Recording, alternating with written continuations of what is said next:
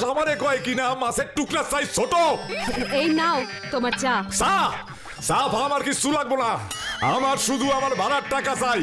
অনেক রং তামাশা হইছে, এইবার আমারে টাকা না দিলে আমি স্ট্রং অ্যাকশন নিমু। কি উল্টো পাল্টা বকছো বলো তো সাত সকালে? গদাইরে পাঠাইছি ওই উজবুকটারে ডাইকা আনতে, আইলেই বুঝবা আমি কি করুম। যদি কালকার মধ্যেই আমার 6 মাসের ভাড়া শোধ না করে। আগামী কাল কেন মেসমশাই? আমি তো চাইলে এক্ষুনি আপনাকে আগামী 6 মাসের টাকাও দিয়ে দিতে পারি। আইছে ডব্বাজে খান। ও মা, তাই বুঝি? হ্যাঁ মাসিমা, সত্যি বলছি। আপনার ইলিশ মাছের মাথা দিয়ে কচুর শাকের দিবি, কিন্তু আমি সেটা দেব না। কেন দিবা না কেন? কারণ আমি গণনা করে দেখেছি, এই বছরে ভাড়ার টাকা হাতে পেলে আপনার শরীর খারাপের যোগ আছে।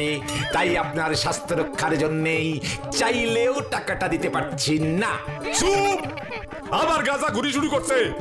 হ্যাঁ, গোপু তো ঠিকই বলেছে, বলো গো।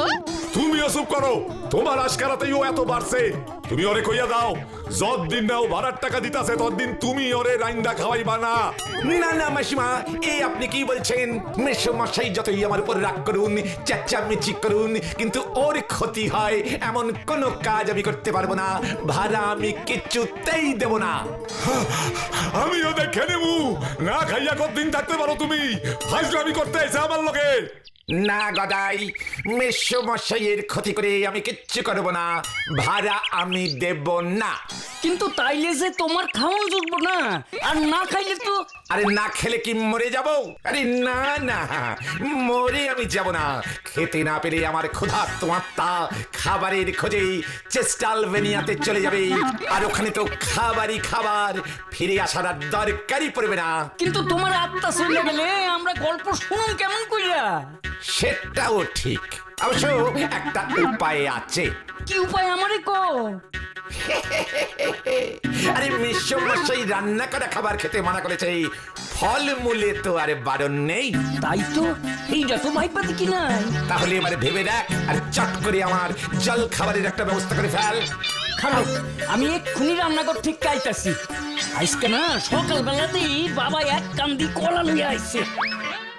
গদাই কই যাস? আসলে বাবা, এই আমি তো তুমি হইলা ঘরের শত্রু বিভীষণ, এই ওই উজবুকটার লইগা ঘর থেকে কলা চুরি করে লইয়া যাইতাছো। বাবা না খাইলে। আর একখান কথাও কইবা না, নাইলে তোমার খাওয়ানো বন্ধ করে দিব। আর ওই উজবুকটার লইগাও একখান শাস্তি আছে। আজ বিকালে এই কলার চোকলা বাইটটা ওরে খাইতে দিয়াইবা, বুঝছো? কি বলছিস রে গদাই? মেসমশাইও বললো, আর তুইও কলার খোসা বেটে নিয়ে চলে এলি আমাকে খাওয়াতে। ভাগ্য ভালো না জেনে খেয়ে ফেলিনি, না হলে কি বিপদটাই না হতো জানিস। তাহলে তুমিই বলো। তবে শোন, প্রণাম মহারাজ, আপনি এত চিন্তিত কেন? হ্যাঁ, আমি সত্যিই চিন্তিত ঋষিবর। কিন্তু আপনার এই চিন্তার কারণ কি মহারাজ? ঋষিবর, আমার এই স্বাধীন রাজ্য, এর উত্তরাধিকারী কে হবে? বুঝেছি। আপনি আপনার বংশ প্রদীপ নিয়ে চিন্তিত হয়ে আছেন। ভবিষ্যতে এই রাজ্যের ভার আমি কার হাতে দিয়ে যাব? আমি তো কোনো দিশাই পাচ্ছি না। মহারাজ, এ বিষয়ে আমি গণনা করেছি। গণনায় একটা উপায় পেয়েছি আমি। আপনি উপায় পেয়েছেন? আমার যে কি আনন্দ হচ্ছে, শীঘ্র বলুন ঋষিবর। মহারাজ, প্রাসাদের পূর্ব প্রান্তে যে আম গাছটি আছে, সেই গাছে একটি মাত্র আম হয়েছে। আর ওই আম শিলে বেটে শুদ্ধ বস্ত্রে আপনার 2 রানীকে খেতে বলুন, তাদের অবশ্যই পুত্র সন্তান হবে। ঋষিবর, আমি সত্যি পিতা হতে পারবো? কি যে আনন্দ হচ্ছে আমার! আমি এখনই সব ব্যবস্থা করছি। বড় রানী, ছোট রানী, তোমরা কোথায়? তাড়াতাড়ি এদিকে এসো, তোমাদের জন্য জিনিস আছে। এই যে মহারাজ, প্রণাম। কি এনেছেন? পদ্মরাগমণির বালা নাকি রেশমের বস্ত্র? না বড় রানী, না, তার থেকেও অমূল্য বস্তু। কিন্তু ছোট রানী কোথায় গেল? ছোট তো এই সময় পুজোর ঘরেই থাকে, দেরি হবে। ও, দেরি হবে? তবে তোমার কাছেই এই আমটা রেখে যাই। আম? হ্যাঁ, আম। এ তো খুবই সুখের কথা মহারাজ। এই আম আমি আর ছোট শিলে বেটে অবশ্যই খাবো। তবে শুদ্ধ বস্ত্রে অবশ্যই খাবে। আমাদের দুঃখের দিন শেষ হতে চলেছে বড় রানী। আমি তবে এখন আসি। ছোট রানীকে এই আমবাটা আমি কখনোই দেব না। রাজা তো ছোটকে এমনিতেই চোখে হারায়, তার উপর পুত্র সন্তান হলে কি করবে তার ঠিক নেই। আমি একাই খাবো এই আম বাটা। ছোটকে অবশ্য দেব, তবে আমের খোসা বাটা। ছোট কিচ্ছু বুঝতে পারবে না, তাই রাজাকেও জানাবে না। ছোট, এটা নে, ধর, কি এনেছি দেখ। ওটা কি এনেছো দিদি? মহারাজ ঋষির আদেশে একটি বিশেষ আম এনেছেন। আমাদের শিলে বেটে খেতে বলেছেন, শুদ্ধ বস্ত্রে খেতে হবে। ও মা, তাই? কিন্তু কেন বলো তো দিদি? এই আম বাটা খেলে আমাদের পুত্র সন্তান হবে, তাই আম বেটে এনেছি। ও, এ তো অতি সুখবর। দাও দিদি, আমি আমি খেয়ে নিচ্ছি, দাও। খা খা, খুব ভালো করে খা ছোট, আমের খোসা বাটা ভালো করে খা। আসল জিনিস আমার পেটে। এতদিনই মহারাজের দুশ্চিন্তা দূর হবে, তাই না বলো দিদি? কি বললে তুমি? রানীদের কোলে সন্তান এসেছে? আমার দুঃখের দিন শেষ হয়েছে। ওরে, তোরা প্রাসাদের সব আলো জ্বালিয়ে দে, উৎসব কর, সানাই বাজা। আজ আমার আনন্দের দিন, আমি পিতা হয়েছি।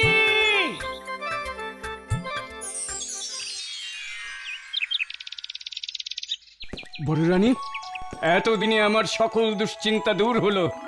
পুত্র সন্তান লাভ করে আমি আজ খুব খুশি। একবার আমি ছোট রানীর ঘরে যাই।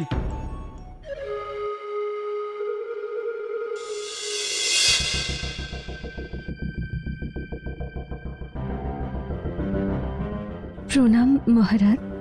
ছোট রানী, তোমার পাশে ওটা কাকে দেখছি? কাকে দেখছি আমি? ওটা যে একটা বাঁদর ছানা। আমি এই বাঁদরছানার জননী মহারাজ। আমার সন্তান একটা বাঁদর? এটা অসম্ভব, এটা অসম্ভব। কিছুতেই আমি মানতে পারছি না। না না, হয় তুমি একে ত্যাগ করবে, নয়তো নয়তো কি বলুন? নয়তো তোমাকে আমি ত্যাগ করব। ওই বাঁদর সন্তান নিয়ে তুমি প্রাসাদে থাকবে না। মহারাজ, আপনার আদেশ শিরোধার্য।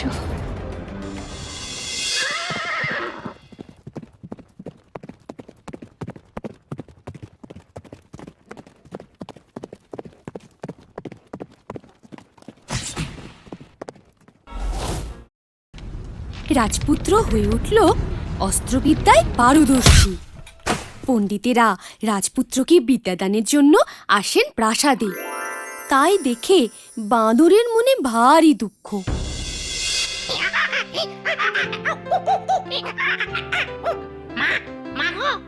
আমারও অস্ত্র চালনা শিখতে, পড়াশোনা করতে খুব ইচ্ছে করে। প্রাসাদের দিকে গেলেই তো আমায় তাড়া করে। কি করব? পাগল ছেলের কথা শোনো। ঠিক আছে, দুঃখ করিস না। তোর যখন এত ইচ্ছে, তখন আমি যেটুকু জানি সেটুকুই তোকে শেখাবো। কি এবার খুশি তো?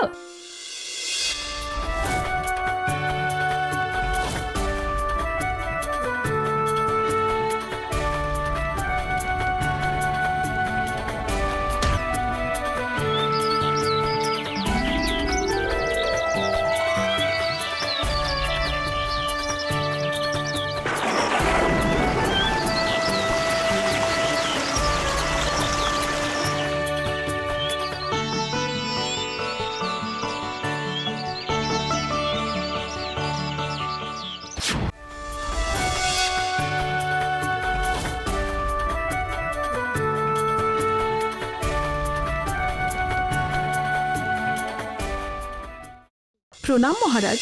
এসো রানী, তুমি কি বলতে চাও বলো। রাজপুত্রের তো বিবাহের বয়স হয়ে গেল মহারাজ, এবার পুত্রবধূ আনার ব্যবস্থা করুন। ঠিকই তো, ঠিকই তো। শুভ কাজে দেরি নয়, আগে রাজপুত্রের সাথে কথা বলবো। তুমি দেশভ্রমণে যেতে চাও? এ তো খুবই ভালো কথা। আমি সব ব্যবস্থা করে দিচ্ছি পুত্র, কিন্তু ফেরার সময় অবশ্য টুকটুকে বউ আনবে। আপনার যেমন ইচ্ছে পিতা, তেমনই হবে। প্রণাম। তুই কি বলছিস বাবা? এটা এটা হতে পারে না। কেন হতে পারে না? দাদা যেমন বিয়ে করতে যাচ্ছে, আমিও যাব। রাজকন্যা নিয়ে আসবো। এটা এটা অসম্ভব বাবা। বোঝার চেষ্টা কর। তুই যে বাঁদর, আর দাদা মানুষ। তা হোক, তুমি আর না করো না। আমায় আশীর্বাদ করো মা, আমিও আসি। ঠাকুর, তুমি ওকে দেখো। ও যে কিছু বোঝে না। তুমি দেখো ঠাকুর, তুমি দেখো।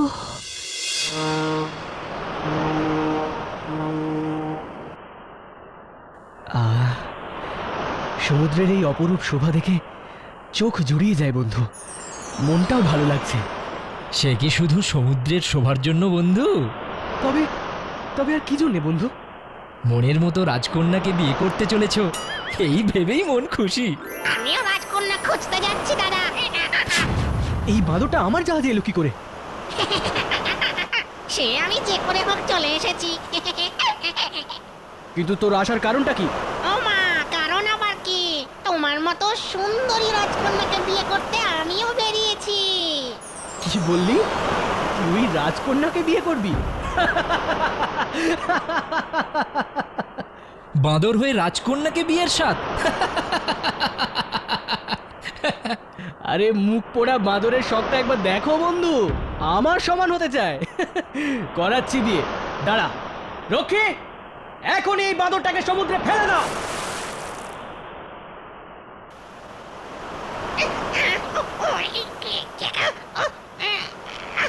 দয়া করে আমাকে তোমরা ফেলো না দাদা, আমাকে জলে ফেলো না।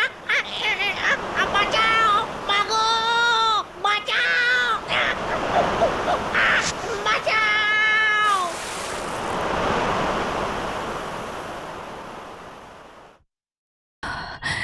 কি শুনলাম আমি? হ্যাঁ? আমার আমার বাছার গলা শুনলাম। কোনো কোনো বিপদে পড়েনি তো? মনটা মনটা তো অস্থির লাগছে কেন? ঠাকুর রক্ষা করো, ঠাকুর রক্ষা করো। ও ছাড়া যে আমার কেউ নেই, রক্ষা করো ঠাকুর।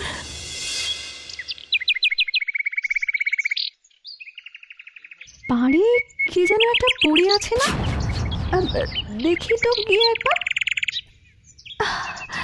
কি আশ্চর্য, এই যে একটা বাঁদর জ্ঞান হারিয়ে পড়ে আছে। ওকে বাবার কাছে নিয়ে যাওয়াই ভালো হবে।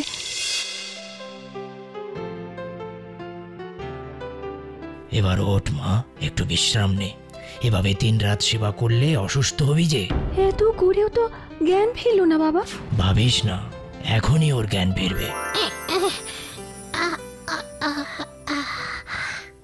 তোমরা কে গো? হ্যাঁ, তোমরা কে? আমি আমি মুক্তমালা, আর উনি উনি আমার বাবা। তুমি সমুদ্রের পাড়ে অজ্ঞান হয়েছিলে। তুমি কে গো? আমি এক দুঃখিনী মায়ের একমাত্র সন্তান গো। আমি আর বিয়েও করতে পারবো না, মায়ের কাছেও কখনো ফিরতে পারবো না। দুঃখ করো না, তুমি রাজকন্যা বিয়ে করেই মায়ের কাছে ফিরতে পারবে। তোমার আশা পূর্ণ হবে। তা কি করে হবে? আমি যে কিছুই চিনি না, ফিরবো কি করে? আমি নিয়ে যাব, তোমার কোনো চিন্তা নেই। কিন্তু আপনিই বা চিনবেন কিভাবে? হ্যাঁ, তবে শোনো, যেহেতু বড় রানী ছোট রানীকে আমের খোসা বাটা খাইয়েছিল, তাই তোমার এই অবস্থা। তাই তুমি পুরো মানুষ হতে পারোনি। আমাকে কি সারা জীবন এভাবেই কাটাতে হবে ঋষিবর? হ্যাঁ, না, একেবারেই না। তবে আমাকে কি করতে হবে? যদি কোনো রাজকন্যা তোমাকে বিয়ে করে, তবেই তুমি মনুষ্য জন্ম ফিরে পাবে, বুঝেছ? কিন্তু কোন রাজকন্যা আমাকে বিয়ে করবে? হ্যাঁ, এই মুক্তমালাই তোমার গলায় মালা দেবে। কিন্তু মুক্তমালা তো আপনার কন্যা। মুক্তমালা আমার পালিতা কন্যা। সে আসলে বসন্তপুরের রাজকন্যা। শ্রীপুরের সাথে যুদ্ধে মুক্তমালার পিতার মৃত্যু হয়, তখন রাজকন্যাকে আমি নিয়ে আসি ও মেয়ের মতো মানুষ করি। তাই মুক্তমালাকে বিয়ে করলে তোমার শাপ মুক্তি হবে, দুঃখের অবসান হবে। আশীর্বাদ করি তোমরা সুখী হও, তোমার মনুষ্য জন্ম আনন্দে ভরে উঠুক। মা, মাগো, তোমার আদরের খোকাকে চিনতে পারছো না? চেয়ে দেখো। তুই তুই আমার সেই সন্তান। আমি আমি স্বপ্ন দেখছি না তো? কাছে আয় বাবা, কাছে আয়, কাছে আয়। এ কি করে সম্ভব? আমাকে বলো খোকা, আমি একটু জানতে চাই। কিন্তু মহারাজ, আপনি কি জানেন ছোট রানীর কেন বাঁদর সন্তান হলো? রাজপুত্র ছোট রানীর এত কষ্টের জন্য দায়ী কে? না তো ঋষিবর। বড় রানী মহারাজ। কিন্তু তা কি করে সম্ভব ঋষিবর? আমাদের দুঃখের দিন শেষ হতে চলেছে বড় রানী। আমি তবে এখন আসি। ছোট রানীকে এই আমবাটা আমি কখনোই দেব না। রাজা তো ছোটকে এমনিতেই চোখে হারায়, তার উপর পুত্র সন্তান হলে কি করবে তার ঠিক নেই। আমি একাই খাবো এই আমবাটা। ছোটকে অবশ্য দেব, তবে আমের খোসা বাটা। ছোট কিচ্ছু বুঝতে পারবে না, তাই রাজাকেও জানাবে না। এত বড় সাহস বড় রানীর! আমি বড় রানীকে এক্ষুনি নির্বাসনে পাঠাবো। এরকম হিংসুটে স্বার্থপর রানীর কোনো স্থান হবে না আমার প্রাসাদে। আর ছোট রানীর একমাত্র সন্তানকে সাগরের জলে ফেলে দেবার জন্য বড় রাজপুত্রকেও শাস্তি দেব। তাকেও তার মায়ের সঙ্গে নির্বাসনে পাঠাবো। দারুণ দারুণ গল্পটা। কিন্তু এর লগে শোকলা বাটা খাওয়ানোর বিপদের কি সম্পর্ক? আছে খোকা, আছে, গভীর সম্পর্ক হ্যাজ। যে ঋষির দেওয়া আমের চকলাবাটা খেয়ে এত কাণ্ড হয়েছিল, সেই ঋষির সাথে তো আমার দহরম মহরম সম্পর্ক ছিল রে বোকা। উনি বলেছিলেন যদি আমি কোনোদিন কলার চকলাবাটা খাই তাহলে আমার ডাইনোসর হওয়া ঠেকায় কে?